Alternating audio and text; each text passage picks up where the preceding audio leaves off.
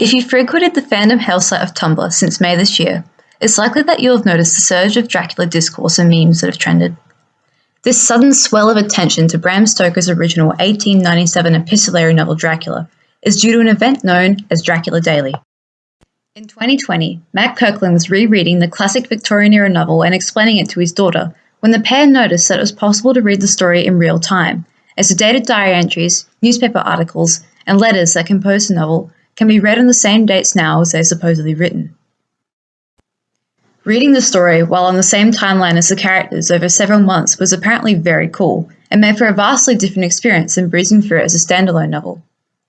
It allowed for a greater attachment to the characters, who you got to know over a longer period of time, and more thought to be put towards smaller moments in the narrative before the next day began.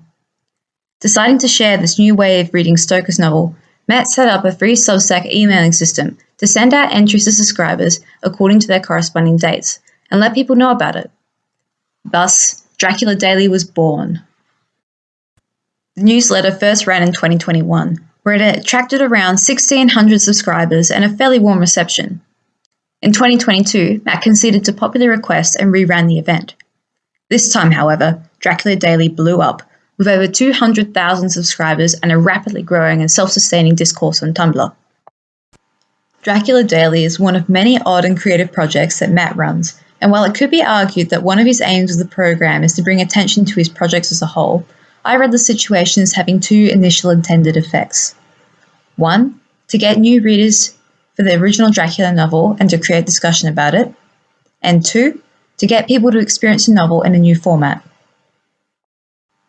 I also think it is likely that once it grew so popular this year, Matt realised that he could use Dracula Daily to promote readership of classic literature in general, which led to a couple of newsletters being sent to subscribers that led to similar events, such as Edgar Allan Poe Daily and Camilla Weekly. He also hinted that he would look into creating a Frankenstein Substack. Everyone has heard of Count Dracula.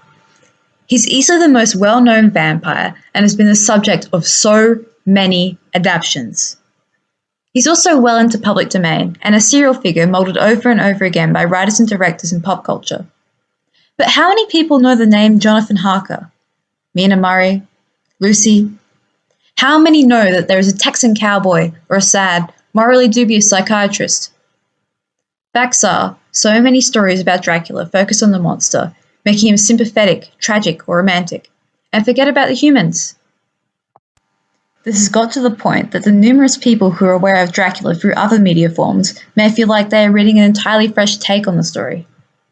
The fame and familiarity of Dracula as a figure also likely drew a significant number of subscribers to Dracula Daily and the burgeoning fandom in Tumblr. There is an attraction to reading something dubbed classic literature, especially when it is made so easy.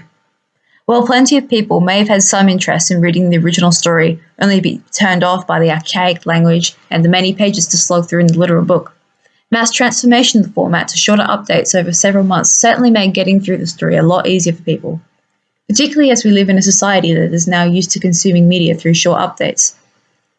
The fact that Dracula Daily also has a very active community fandom acting as a book club with funny shitposts and in-depth thematic analysis on Tumblr to participate in also acts as an incentive for people to not only subscribe, but to keep up with the updates and participate in discourse. Subscription to Dracula Daily is free and available to anyone with internet and an email, and has had a grassroots promotion, with awareness of the project being spread by participants sharing to their friends, links on interviews, and of course, Tumblr trending.